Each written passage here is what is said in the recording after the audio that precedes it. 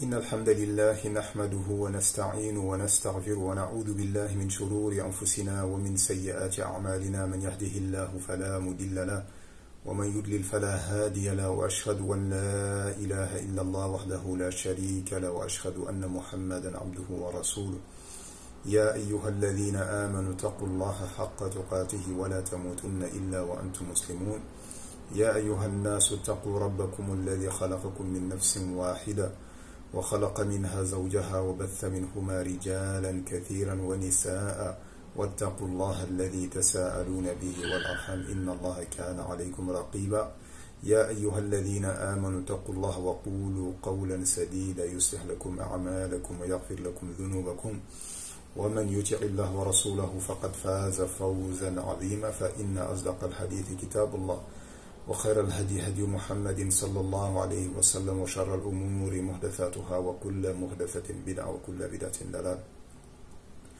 Assalamu alaikum wa rahmatullahi wa barakatuh les frères et sœurs, j'espère que vous allez bien.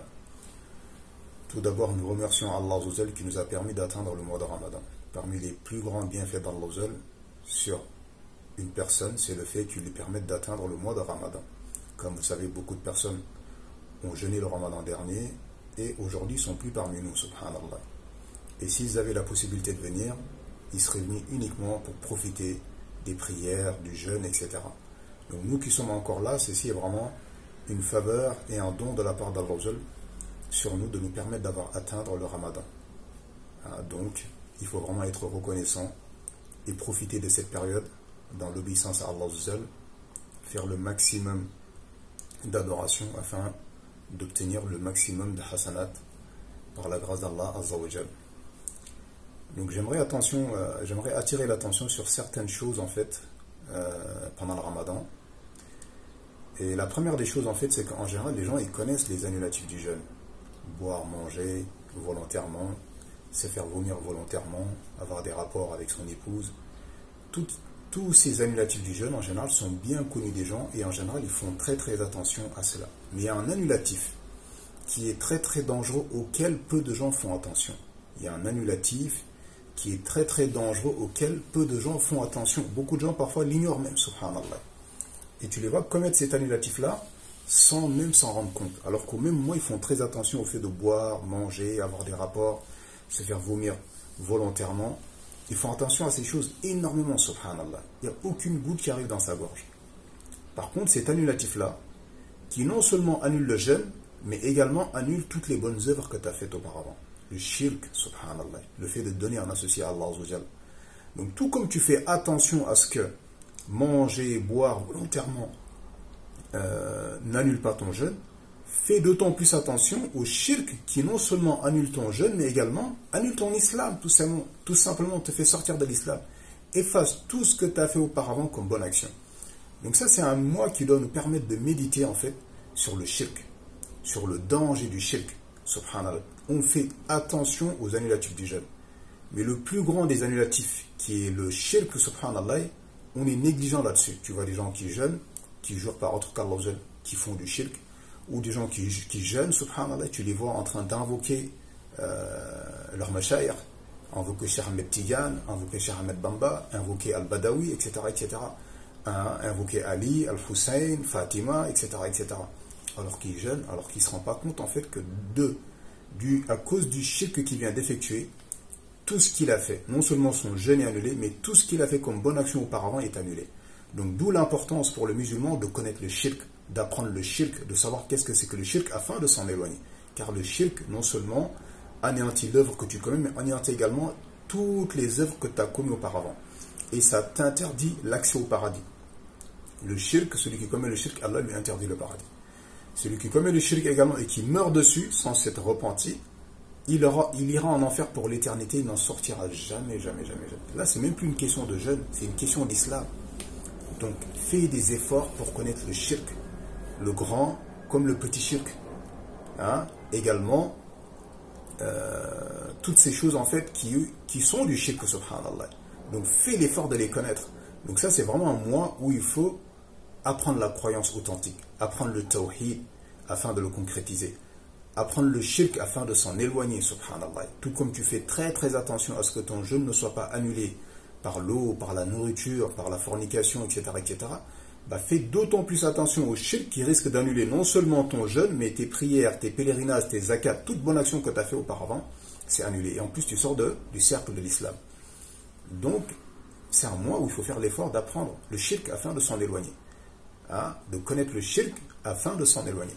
Donc, alhamdulillah, tu trouves beaucoup d'étudiants en sciences qui ont fait des efforts dans cela, énormément d'efforts d'étudiants en sciences salafis, sur leurs cours, dans leurs khutbah, dans leurs applications. Hein, je vais prendre juste le cas de An-Nasiha, tu vas sur leurs applications, il y a un onglet e-book, hein, c'est des PDF comme ça, où beaucoup de thèmes, beaucoup de PDF en fait, sont en rapport avec la croyance. Le Tawhid, un épître sur le Tawhid dans lequel ils ont regroupé les 3 fondements, les 4 règles et les 6 fondements. Hein, vous l'avez sur leur application ou sur leur site.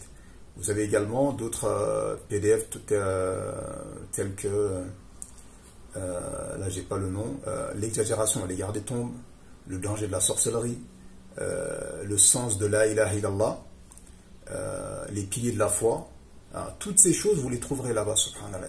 Ils sont d'une importance capitale, elles vont vous permettre justement de bien connaître la croyance islamique et de bien connaître le shirk afin de vous en éloigner et afin que ça n'annule pas vos jeûnes et toutes vos bonnes actions et que ça vous conduit à l'enfer pour l'éternité. Donc ça, c'est vraiment un mois où il faut certes faire attention aux annulatifs du jeûne, boire, manger, volontairement avoir des rapports, etc., mais il faut surtout faire attention à l'annulatif du jeûne le plus dangereux qui est le shirk. Donc fais des efforts pour connaître le shirk, le grand comme le petit, afin de t'en éloigner. Donc ça, c'est vraiment la chose sur laquelle je voulais vraiment attirer l'attention des musulmans là-dessus. Donc, hein, tu fais attention au fait de boire, de manger, d'avoir des rapports. Fais d'autant plus attention au shirk qui lui annule toutes tes bonnes actions, subhanallah. Qui lui annule toutes tes bonnes actions. Qu'Allah nous en préserve. Donc va sur les sites des étudiants en sciences. Il y a des livres, il y a des PDF. Hein, ils ont également fait, je me rappelle, les 2 attestations de Charles Fawzan. Donc sur An-Nasiha, tu les trouves également. En plus des audios également, des cours qu'il a fait sur ça, des conférences qu'il a données sur ça. Donc fais vraiment des efforts pour connaître vraiment le shirk afin de t'en éloigner. Le deuxième point sur lequel je voulais attirer l'attention, c'est surtout au niveau des horaires. Donc là, je parle particulièrement des musulmans qui vivent en France. Quant à ceux qui sont dans les autres pays, ils n'ont pas ces problèmes-là. Comme vous savez, en France, on a des gens comme ça, des gens d'innovation qui jouent avec la religion, qui les utilisent comme ça les convient. Donc au début, les gens en France, ils priaient avec des bonnes horaires. Les tout premiers musulmans qui sont arrivés prient avec des bonnes horaires. Et derrière, on a les ikhwan qui sont arrivés, hein, les innovateurs. Ces horaires-là ne nous conviennent pas, il est un peu trop tard, donc ils les changent comme ça, subhanallah. Ils les changent comme ça. Mais les conséquences, c'est qu'ils font prier les gens à des heures qui ne sont pas bonnes, notamment la prière du Isha. Donc là, je parle bien de la prière du Isha. Et l'autre problème également, c'est qu'ils font jeûner les gens alors que l'heure du Fajr est déjà rentrée. C'est-à-dire que les gens mangent alors que l'heure du Fajr est déjà rentrée. Subhanallah. Hein, donc là, par exemple, ils vont dire que c'est à 6h10, par exemple, dans une ville comme Troyes, avec leur calendrier à 12 degrés. Alors quand tu regardes le calendrier de base des musulmans, il est à 5h39. Donc les gens sont en train de manger alors que le Fajr est déjà rentré. Subhanallah. Donc faites très attention à cela. Et pour remédier à ce problème, c'est simple. Vous avez l'application Durus Sunnah, les frères Abou Layth et tous les frères qui sont avec lui, qu'Allah les préserve et les récompense pour tous les efforts qu'ils font. Vous téléchargez l'application, vous allez dans horaire, donc il y a un onglet horaire, vous rentrez la ville dans laquelle vous habitez et il vous donne les vrais horaires pour le jeûne, subhanallah, et pour la prière de Isha. En général, pour le Dor, l'Asr et le Maghrib, il n'y a pas de problème. Mais le problème se situe au niveau du Fajr et du Isha. Donc vous téléchargez l'application Durus Sunnah, vous allez dans la partie horaire, l'onglet horaire, vous rentrez votre ville et ça vous sort les horaires de votre ville. Et c'est sur ces horaires-là qu'il faut se baser pour votre jeûne et pour votre Isha également. Donc pour le jeûne, vous arrêtez de manger à cette heure-là. Et ensuite, vous allez prier avec eux à la mosquée, même s'ils prient une demi-heure après, la prière, elle est valable. La prière, elle est valable. Pour le Isha également, vous n'allez pas prier avec eux alors qu'ils sont en train de faire la prière de Isha alors que l'heure n'est pas rentrée. Donc vous attendez que l'heure du Isha arrive, vous allez les rejoindre. Quand vous arrivez, vous allez trouver qu'ils sont en tarawih. Donc vous rentrez avec eux en tarawih, mais avec l'intention de faire la Isha, donc vous faites votre Isha et vous la complétez. Admettons, l'imam, il a fait 2 unités de prière. Lui, il fait le taslim. Mais toi, puisque tu as l'intention de faire la Isha, donc tu es rentré avec eux avec l'intention de Isha, tu continues ta prière, et après tu le rejoins plus tard dans le tarawih. Donc ça, c'est des choses importantes. Et pas écouter des gens qui disent, non, ça crée la fitna, il ne faut pas parler de ça. Ça fait 20 ans que ça existe ce problème-là, et il ne faut pas en parler, parce que ça crée la fitna. Donc les gens prient à des heures qui ne sont pas bonnes, jeûnent à des heures qui ne sont pas bonnes, et il ne faut pas en parler, ça crée la fitna.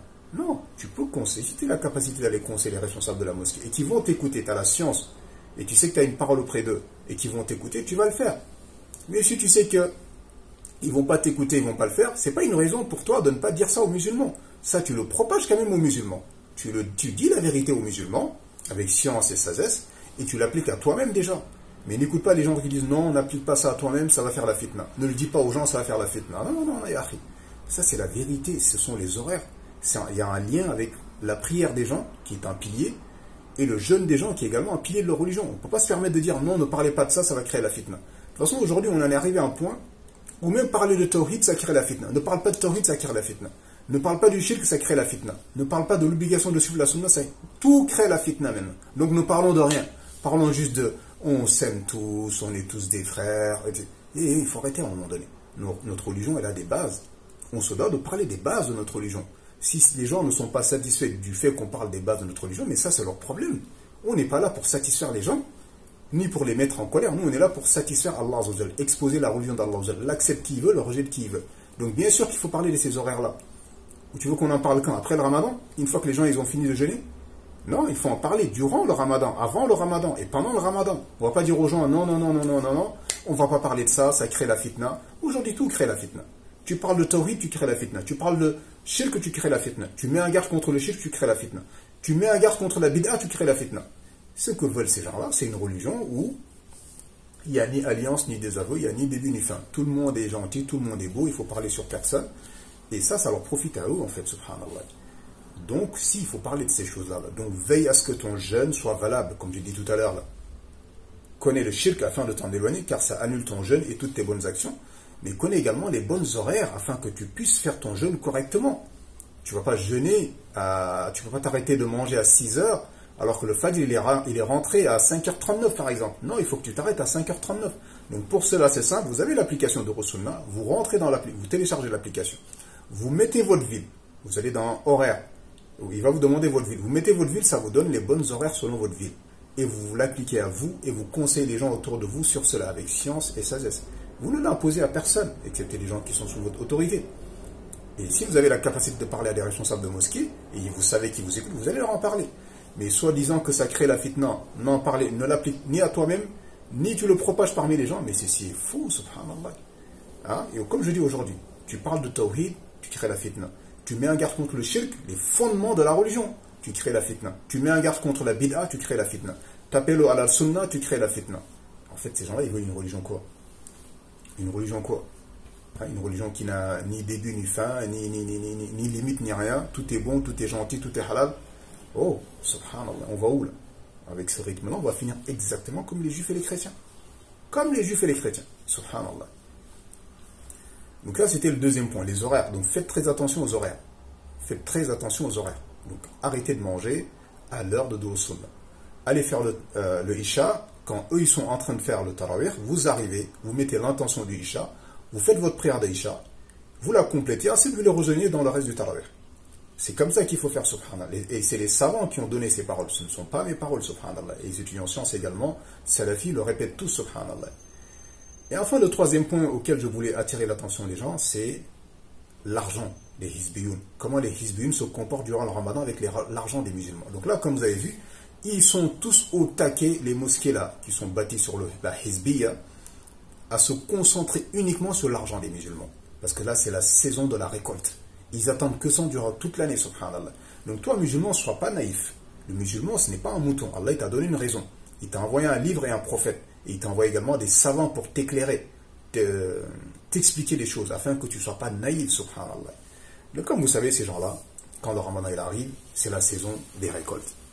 Donc déjà, il ne faut pas soutenir des gens qui sont sur l'innovation. Ne donne jamais ton argent à des mosquées qui appellent à l'innovation, qui appellent au shirk,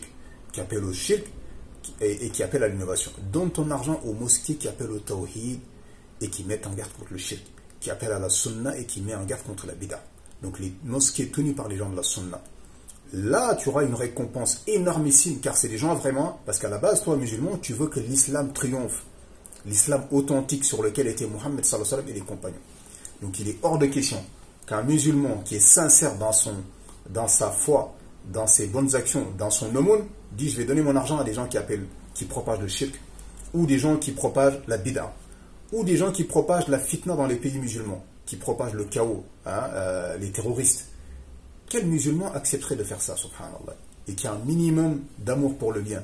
Jamais. Donc fais attention à cela. Quand tu vois que les gens d'une mosquée, c'est des gens qui sont sur la hizbiya, c'est des tablirs, c'est des ikhwan, ils font l'éloge des frères musulmans, ils font l'éloge de Qardawi. Pourquoi tu leur donnes ton argent, subhanallah? Après, ils appellent justement à manifester contre les gouverneurs musulmans, à se rebeller contre les gouverneurs musulmans, à faire l'éloge des pseudo-savants qui appellent à cela. Donc fais attention, soutiens les gens de la sunna, participe au projet des gens de la sunna, augmente leur nombre, augmente leur caisse, car ce sont eux vraiment, subhanallah, qui vont appeler au tawhid, mettre en garde contre le shirk, appeler à la sunna, mettre en garde contre la bid'a, appeler à l'unité des musulmans sur la vérité, au fait de se regrouper autour du gouverneur musulman et pas se rebeller contre les gouverneurs musulmans, préserver les pays musulmans et préserver les biens, les honneurs et les sangs des musulmans. Au lieu de ça, tu vas donner ton argent à des gens qui soutiennent la bid'a et les gens de la bid'a, qui ne parlent jamais sur les gens de la bid'a. Tu leur donnes ton argent, ils font venir des prédicateurs égarés, comme les Nader Abou Anas, comme les Hassani Kwassein, et ils sont en train d'égarer les musulmans. Et toi, tu sais cela, tu vas donner ton argent, donc sois pas naïf, ya akhi. Et à Orti également, sois pas naïf. Donnez votre argent aux gens de la sunna, subhanallah. Ne soutenez que les projets tenus par les gens de la sunna, les salafiyun. En dehors de cela, vous allez donner votre argent, subhanallah. Rappelez-vous à l'époque, quand la guerre en Syrie avait éclaté, il y avait une association comme ça, corrompue, qui était en France, Baraka City. Ils ont ramassé en peu de temps presque 1 million d'euros, subhanallah. Et cet argent-là, vous savez où est-ce qu'elle a fini? Elle a fini aux mains des rebelles. Donc fais attention à qui tu donnes ton argent, subhanallah. Parfois, l'argent que tu donnes pour l'islam, il est utilisé pour tuer les musulmans. L'argent que tu donnes pour que l'islam se propage, il est utilisé pour combattre l'islam authentique. Donc c'est pour ça qu'il faut faire très attention. Ne soutenez que les frères de la sunna. Ne soutenez que les mosquées tenues par les gens de la sunna. Car ce sont eux vraiment qui vont propager l'islam authentique. Et qui vont mettre en garde contre le shirk, la bid'a, les gens de la bid'a, et qui vont être utiles aux musulmans. Mais ne sois pas de gens, subhanallah, qui donnent son argent, et finalement cet argent est utilisé contre les musulmans. Donc faites très attention à cela. Et ça, c'est valable pour... À chaque fois vous voyez des mosquées qui font des bid'a, qui appellent à la bid'a, qui se taisent sur les groupes égarés, qui font leur éloge, ou qui leur permettent de récolter dans leur mosquée, ne leur donnez pas un centime, subhanallah. Ne leur donnez pas un centime. Par contre, vous voyez des frères qui appellent au tawhid, qui mettent en garde contre le shirk, qui appellent à la sunna, qui mettent en garde contre la bid'a, et les gens de la bid'a, Daesh, Al-Qaïda, les frères musulmans, les soufis, les tablirs, etc. Soutenez-les. Soutenez-les. C'est avec eux que vous allez vraiment faire triompher l'islam et que vous allez vraiment récolter la récompense de votre aumône pleinement, subhanallah. Mais pas de ceux qui, justement, utilisent ton argent pour tuer les musulmans, propager le faux parmi les musulmans, propager le shirk parmi les musulmans, propager la bid'a parmi les musulmans, et puis après tu dis alhamdulillah. Non, ya akhi, fais attention. Tu sais qu'aujourd'hui l'islam, il y a des sectes. Qui peut le nier? Qui peut nier cette réalité? Même les kafirs le reconnaissent. Comment toi, musulman, tu fais le naïf? Tu donnes ton argent à toute personne qui dit fi sabilillah, alhamdulillah, bismillah. Oh, subhanallah. Il faut faire attention à ces choses. Donc ça, c'est ça. Surtout que les hizbiyoun, quand le ramadan il arrive, ils n'ont aucun comportement, aucun adab, subhanallah. Ils font des récoltes pendant 2-3 heures. Donc les gens, ils viennent après le maghrib pour faire le isha. Ils les retiennent, ils les prennent en otage pendant 2-3 heures pour récolter de l'argent. Parfois, il dit, on ne prie pas tant qu'on n'a pas récolté la somme qu'on veut. Tant qu'on n'a pas récolté 10 000 euros, on ne prie pas. Et les gens, ils sont là, ils attendent. Il y en a qui travaillent demain, il y en a qui ont des cours, il y en a qui vont à l'école. Ils les prennent en otage comme ça pendant 2-3 heures. Et le pire dans tout ça, c'est qu'après, ils font tarawih en 15 minutes. Allahu Akbar, Allahu Akbar, salam alayhi wa sallam. Allez, bismillah. C'est quel comportement, subhanallah? C'est quel adab, ça? Depuis quand ça existe dans les mosquées des musulmans? Tu fais un appel aux dons, les gens ils donnent, en 5 minutes c'est fini. Oh! Mais tu retiens les gens pendant 2 heures. On ne prie pas tant qu'on n'a pas récolté cette somme. Et pire encore, parfois, ils prennent le micro pour dire, ah, Foulan, il a donné 5 000. Masha'Allah, Allahumma barik, Foulan, une famille, blabla. Foulan, il a donné 5 euros. Mais bien sûr, c'est humilier cette personne. Depuis quand tu prends comme ça le micro, tu cites les noms des gens dans la mosquée, celui qui a donné, celui qui n'a pas donné. Et parfois, ces personnes misérables, ils regardent ceux qui ne donnent pas. Ils regardent, ils les fixent du regard. Subhanallah. Ah, ou celui qui a donné une petite somme, et ah, il a donné 5 euros. Il le rabaisse comme ça par la voix. Et celui qui donne 10, ah, il a donné 10 000 euros, masha'Allah, une famille, Allahumma barik. C'est quoi ça, subhanallah? Qui t'a ordonné de faire ça? C'est quoi ça? C'est quoi cette humiliation que tu fais aux musulmans devant tout le monde? Hein? Les gens, ils donnent. Ah, moi, je l'ai vu, subhanallah. Ils disent à les pauvres, par quoi? Toi, tu ne donnes pas. Pour l'humilier devant tout le monde, subhanallah. Hein? C'est quoi ces principes? Tout ça pour l'argent? C'est quoi cette da'wa devenue limite une escroquerie, en fait? Hein? Prennent les gens en otage, les forcer, les humilier, les rabaisser pour de l'argent, comme si à la base, le but de la mosquée, c'est faire ramasser de l'argent, subhanallah. Hein? Donc ça, c'est le comportement des Hizbun pendant le Ramadan. Donc faites très attention à cela. Ne sois pas naïf, subhanallah. Sois pas naïf. Donne ton argent aux gens de la sunna, aux salafiyoun, ceux qui font triompher l'islam authentique. Pas des gens qui combattent l'islam et les musulmans, qui humilient l'islam et qui humilient les musulmans, qui les rabaissent et qui propagent parmi eux le faux, hein, le shirk, la bid'a, subhanallah, qui parfois les tuent même. Comme une association ramasse de l'argent et cet argent est utilisé contre les musulmans. Et il ne faut pas se laisser tromper par l'humanitaire. Ouais, mais ils ont donné à manger à des pauvres. C'est pas le but en fait. C'est pas juste de dire on a donné à manger à des pauvres, donc on a le droit de faire ce qu'on veut.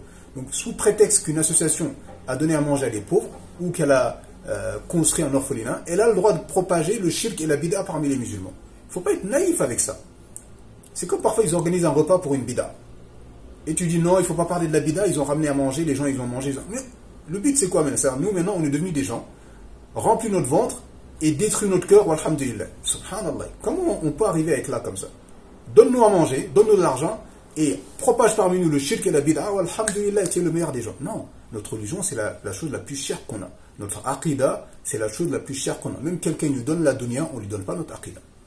Quelqu'un nous donne je ne dis pas un repas ou deux, parce qu'il y en a qui disent ah, ne parlez pas sur les innovateurs. Regardez, ils ont fait ça. Hein, ils ont fait de l'humanitaire, ils ont donné à manger, Mais qu'est-ce qu'on a à faire qu'ils donnent à manger? Du moment où ils propagent le shirk, hein, la bid'a parmi les musulmans, ils peuvent garder leur œuvre caritative, subhanallah. Donc il ne faut pas être naïf avec tout ça. Non mais regardez, ils ont envoyé de l'argent en Palestine. Mais ils sont sur la bid'a. Et ils font ça justement pour tromper les gens, afin justement de pouvoir propager leur bid'a et leur faux sans que personne ne dise un mot. Donc il ne faut pas être naïf, subhanallah. Et pas se laisser tromper par les œuvres humanitaires, parce que le gars, il a construit. Parfois même, ils peuvent construire une mosquée. Mais quand tu regardes à l'intérieur du mosquée, qu'est-ce qu'ils font? Ils appellent au shirk, ils appellent à la bid'a, ils propagent le shirk, ils propagent la bid'a. Et on va les laisser faire comme ça, juste parce qu'ils ont construit une mosquée. Il ne faut pas parler sur eux. Ah, il a trop fait pour la communauté, il a fait. Le gars, c'est un innovateur qui est en train de détruire la aqidah des gens, de détruire leurs adorations. Et sous prétexte qu'il nous a donné à manger, on va se taire dessus. Il ne faut pas parler sur eux. Donc il ne faut pas être naïf. Les Hizbiyun aujourd'hui, ils utilisent beaucoup. Ils utilisent énormément les œuvres humanitaires, entre guillemets, les repas, les ci, les ça, les ci, pour pouvoir tromper les musulmans et continuer à propager leur bid'a et leur égarement parmi eux. On est des gens pas naïfs, subhanallah. Allah nous a créés pour l'adorer, seul sans lui donner aucun associé. Et pas des gens, parce qu'on a rempli leur ventre, et tu as le droit de voler leur cœur, détruire leur cœur, et ils vont te remercier, alhamdulillah, et continuent. Non, subhanallah.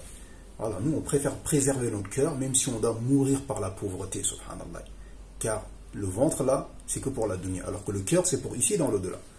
On demande à Allah qui nous accorde la sincérité dans nos paroles et nos actes. Il nous a permis d'atteindre le Ramadan, qu'il nous permette d'en profiter pleinement, qu'il accepte de nous, qu'il nous pardonne, qu'il nous réforme. Donc ça c'est vraiment 3 choses auxquelles je voulais vraiment attirer l'attention. Le shirk, fais attention au shirk car ça annule ton jeûne et ça annule toutes tes bonnes actions. Donc apprends le shirk. Apprends le shirk auprès des étudiants sciences salafis. Va écouter des doros, des khutbas, achète des livres qui en parlent. Deuxièmement, fais attention aux horaires à laquelle tu jeûnes et à laquelle tu fais la prière d'Isha. Donc va sur Durus Sunnah, télécharge l'application, tu vas dans la partie horaire, tu rentres le nom de ta ville et tu as les bonnes horaires et tu jeûnes en fonction de cela. Et troisièmement, fais attention à qui tu donnes ton argent durant le Ramadan. Par ces innovateurs-là, ils sont excités pendant ce moment-là pour ramasser l'argent des musulmans. Hein, les mettre sous pression, les priver de tarawih tant qu'ils n'ont pas donné 10 000 euros.